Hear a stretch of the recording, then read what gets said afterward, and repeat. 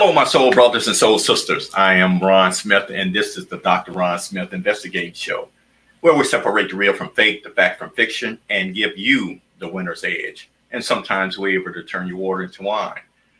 This is season 2, episode 6. Last week we talked about how do smart people do dumb things with money. Well, this week we're going to talk about how smart people do intelligent things with money. Now, I have said this before last season. There are 3 different types of people. Those people who make things happen. There's people who watch things happen. And there are people who wonder what happened.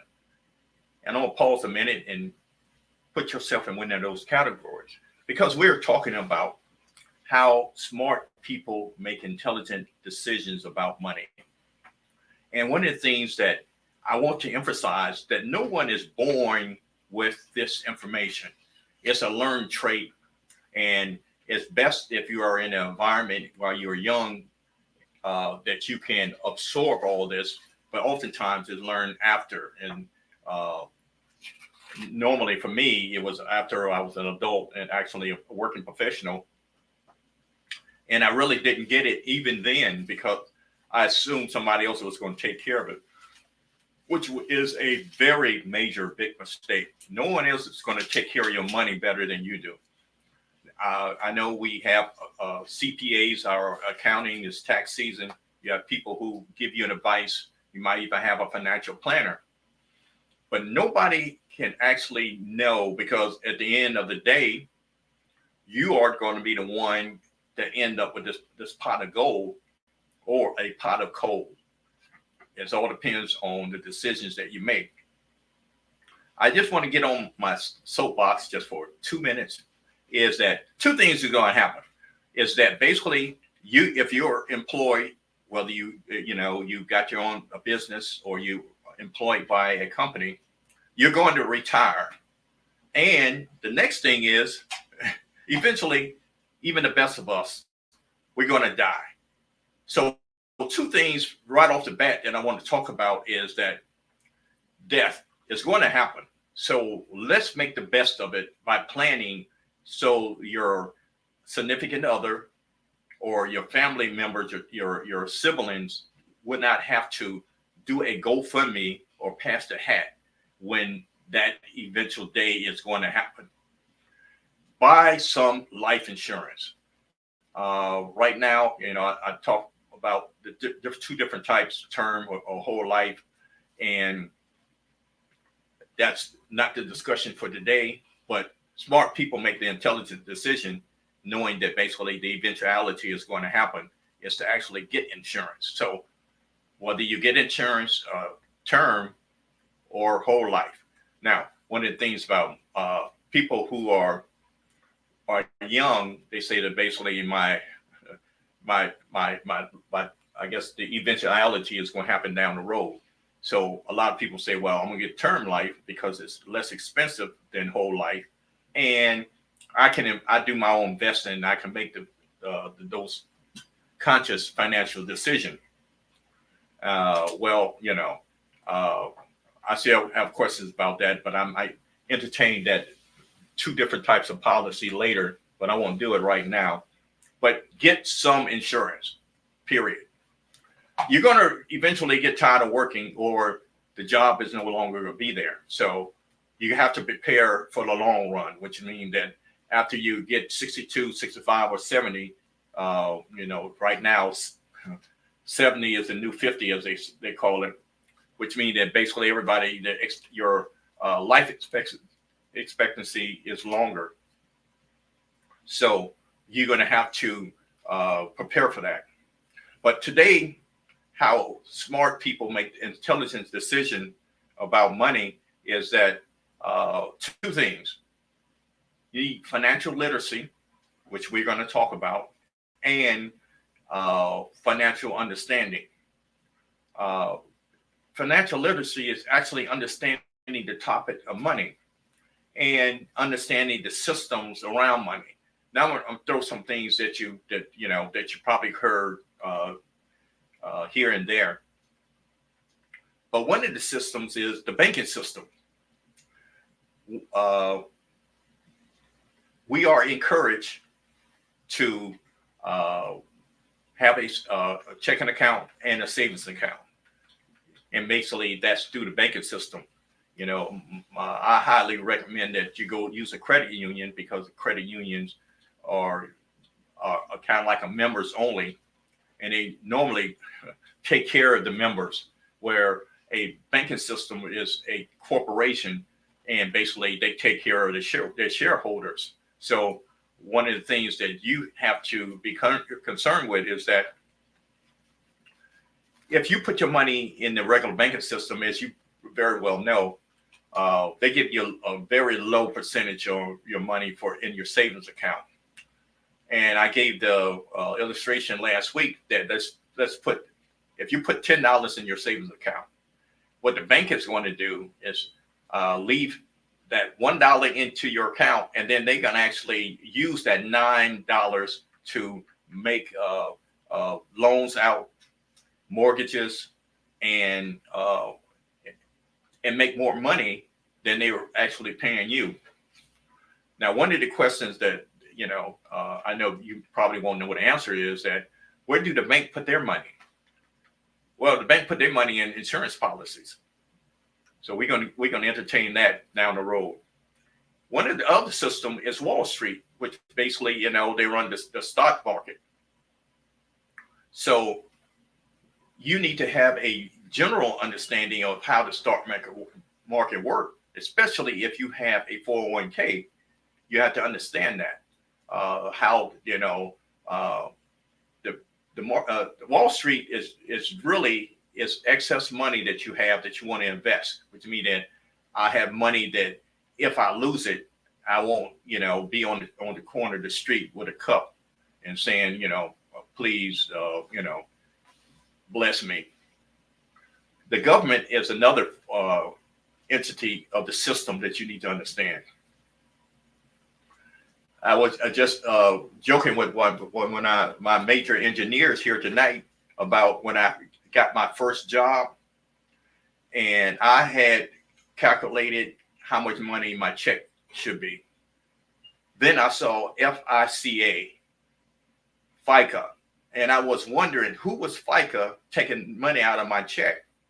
So basically, I should know who FICA is, but FICA is a Federal Insurance Contribution Act, which is Social Security.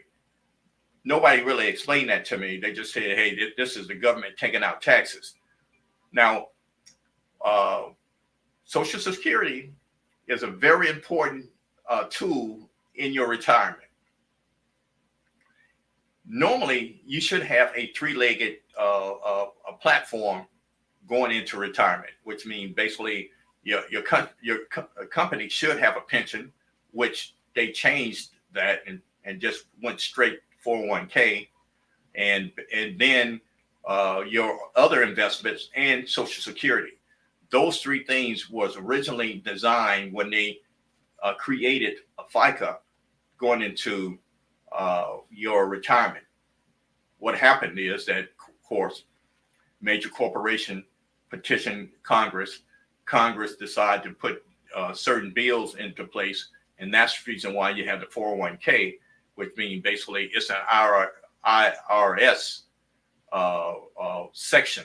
It is not within itself a retirement plan. So, and another thing you have to consider, inflation. Right now, they're saying inflation is around 4%. And normally what you need to do is you need to realize that even when you go into retirement, you should almost tax the retirement money at 4%. It's probably going to be greater by the time you retire because of the rate of inflation. Even though the economists saying that our economic situation has gotten better and has improved, the reason why you don't feel it is because of inflation, because everything else has cost more. The reason why inflation is a problem is because once the U.S. dollar is off the gold standard, basically we went into a printing press of money, which means that the dollar is not secured by a precious metal, which means that basically everything costs more. Because if you think about it, and I'm going to give an illustration later regarding the prices of a home, but I won't say that till later. So the 5 literacy principles are earn, save, invest, spend, borrow. So the first thing is to earn enough money to cover your basic needs with some money left over for savings. The second thing is to manage your spending so that you can maximize your savings, which leads into the third is to invest your money. The first thing that we should do is what career will maximize my return on investment when I go trying to seek higher education. And, normally a 4-year college institution is what most people think. Of course, now we have more outside the box thinking on that, where apprenticeships in junior colleges and community colleges are really taking root. And if you ever went to the mechanic and actually looked at the itemized bill, and you see where your mechanic is making from $30 to $40 to $50 an hour, you would probably, second guess, why did I get a liberal arts degree when I could just went in and take a welding or being a carpenter, especially where the housing market is right now. So those are the things that we need to take into consideration. Financial understanding is the ability to apply these different financial tools effectively with your personal management, budgeting, and savings. And as I mentioned, understanding the banking system, the financial market, and credit. I will talk about credit some more because your credit score is your financial report, and it shows any financial institution or loan association just how you understand about credit.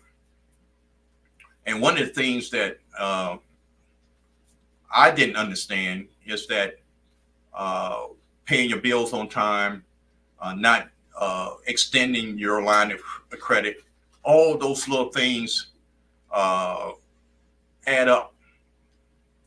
And if you're not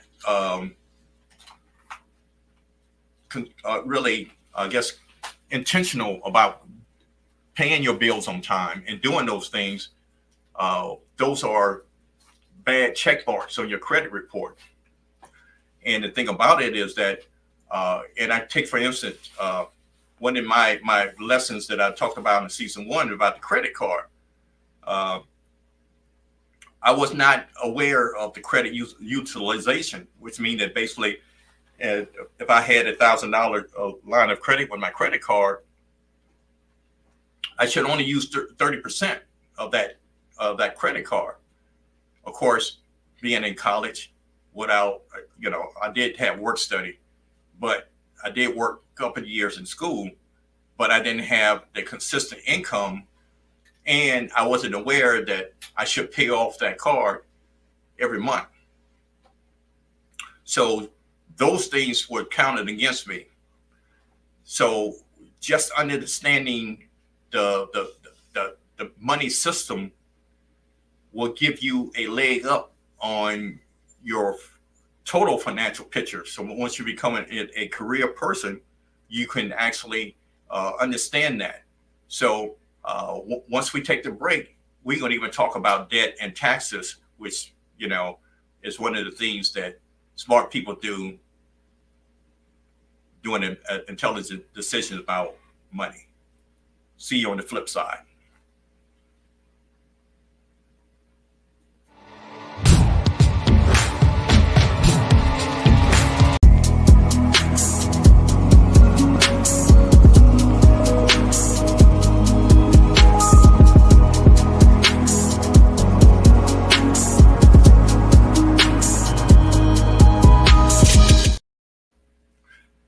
Welcome back. This is Ron Smith, and this is the Ron Smith Investigating Show.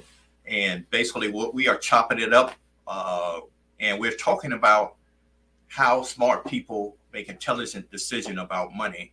And I had literally went through some of the things that what financial literacy principles are is that to earn, save, invest, spend, and borrow.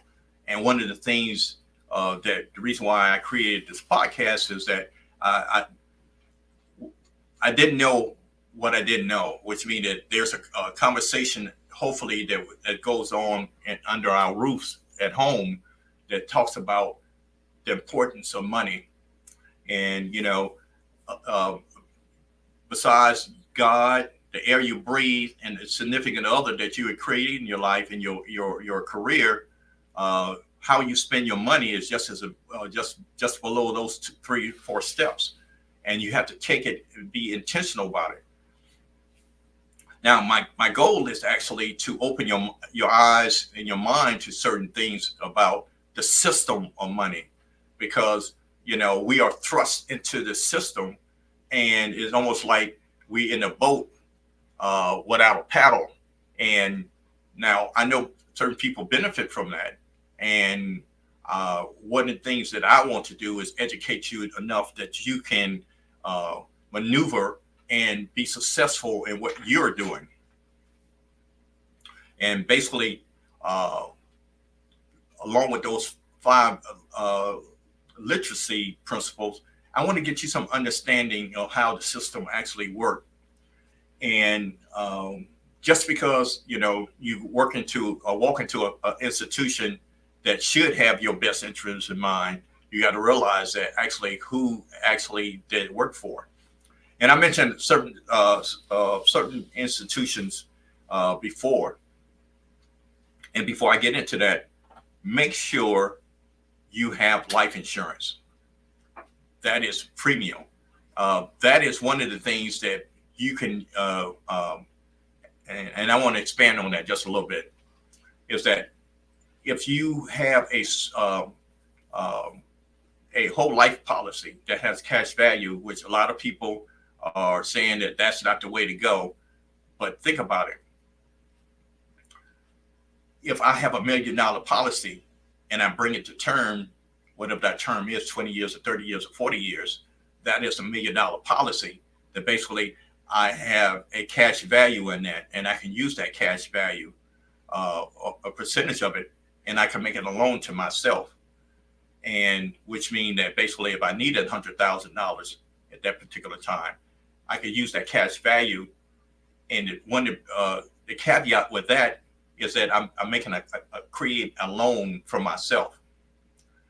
One of the things that's unique about this is that a loan are not taxable, which means that basically if I take $100,000 out of my 401k, especially if I'm not 59 and a half yet, there's a 10% penalty, and I had to pay taxes on that.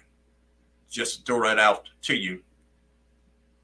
So now you might be savvy enough to have saying that I can purchase term insurance, which is lesser, and then I can invest on my own. So if you're savvy enough to do that, and if you're disciplined enough to do that, I'm saying all power to you.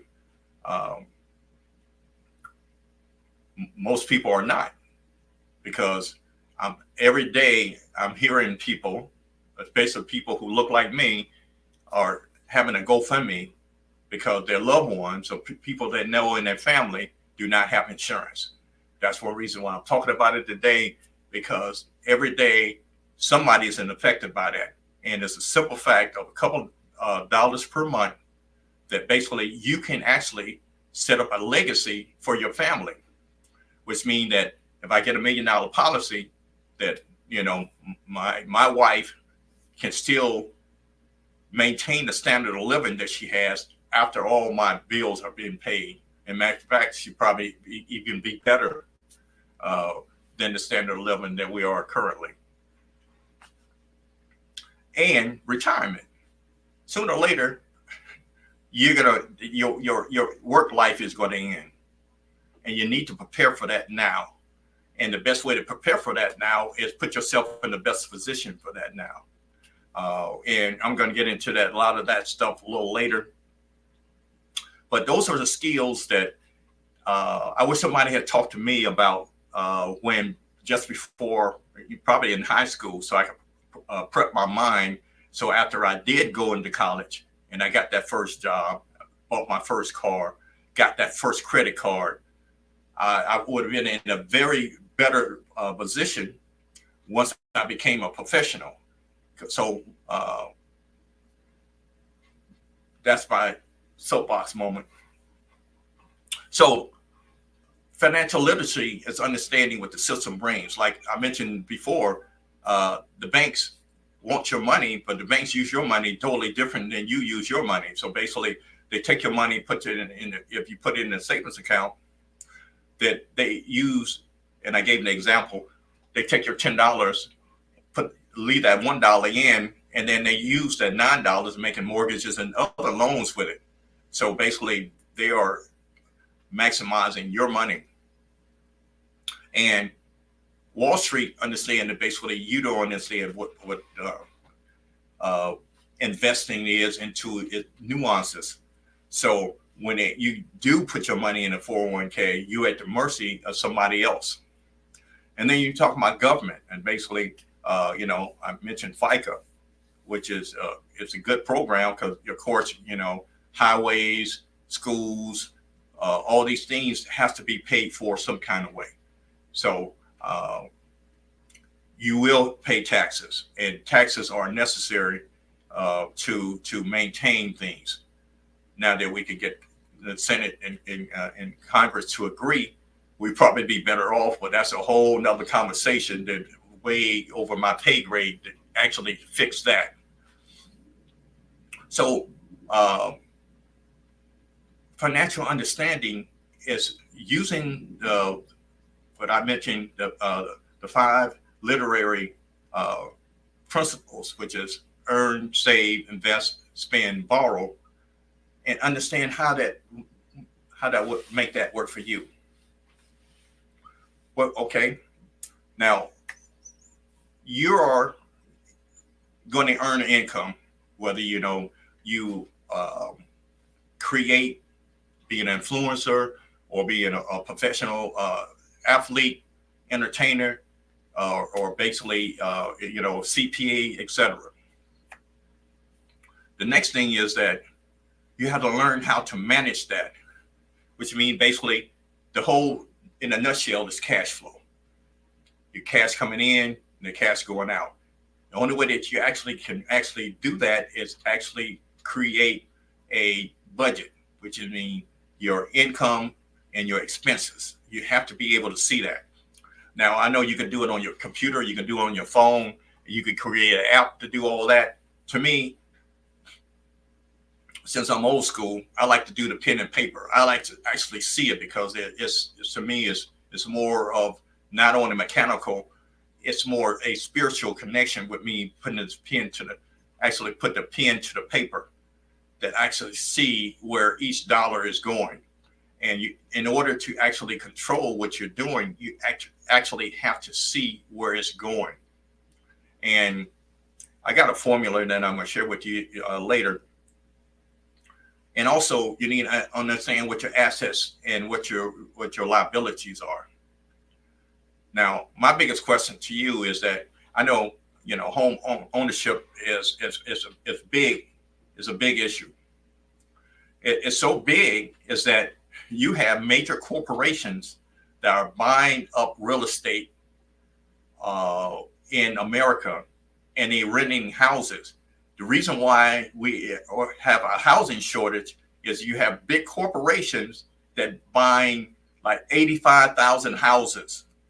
Others are buying 60,000 houses, 40,000 houses. It's mind blowing. Who, if you see behind the curtains of who are actually behind the house shortage. And the thing about it is that, okay, it's going to be more difficult for you to buy a house. And I have mixed emotion, but I am more pro than con. And here's the reason why, and I share with you. If you're paying a mortgage, you're paying insurance, you're paying the power bill, and all those things, is that an asset or a liability? An asset is things that add to your arsenal. A liability is things that you continue to pay. But the benefit of that is that you can kind of control your lodging expense. Having a mortgage, you can control that, which means that basically if you get a 15 or 30-year note, you kind of can control that. But if you're continuously renting, you always be at the mercy of who is the owner of that particular property. So I gave you the pros and cons, but at least what you want to do in life is that have some kind of control of what you are doing. And I am pro home ownership, but you need to understand that it might not necessarily be an asset to you, but it's part of controlling your total expenses. And I'm gonna get into that a little more in another show. Leverage is another area, meaning that basically, since I cannot pay $300,000, $500,000 for the house, I'm gonna have to go to a mortgage lender or a financial institution to do that. The best way to put myself in a position to do that and make sure that I have at least from 680 to 720 credit score, which means that goes back to my financial literacy. Starting from college to my first job, maybe 6 to 8 years after that, then I can buy my own home. Now, there's ways that we can fast forward that, but my point is that though this is the time, the earlier you start, the better position that you will be in once you understand how this financial system works. Protection. Well, we already know that basically if you get a car, you're going to need insurance. If you get a house, you're going to need insurance. But then again, there's disability insurance, there's accidental death insurance. So those are the things they need to protect. And building a legacy is very important. One of the things that I want to do, I want to leave, there's a scripture in the Bible said, a good man leaves an inheritance for his children's children. And, I consider myself a very good man. So one of my goals is to make sure I leave a legacy for my children and my children's children. One of the things I'm doing is that I have an insurance policy on both of my grandchildren. My next step is I want to leave some real estate, some property for my children. But I initially told you from the start is that I have a life insurance policy that's not only going to take care of, my wife and my family, is that they will be able to even do more things because they're going to listen to me how to invest that money. And since that life insurance money is tax-free, you're going to free them up for doing some things. So here's the thing that I want to talk to right quick. I got a few more minutes left. I mentioned income strategy. Here's one that I ran across from I think a guy in Chicago. And basically what he was saying is that, separate your total money 10, 10, 10, 70 is his strategy, which means that basically he's saying that basically 10% of your money should go to a charity or donation. And for me, I tied to my church 10%. He said 10% should be going to your savings and 10% should go into your investment fund, which means your long-term fund. And he said that basically 70% should be going to, your groceries, lodging, cars, etc., which mean that. And we know right now, the theory is that you should only spend 30% of your money on lodging.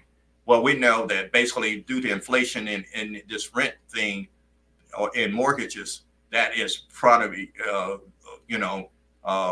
we probably have to rethink that.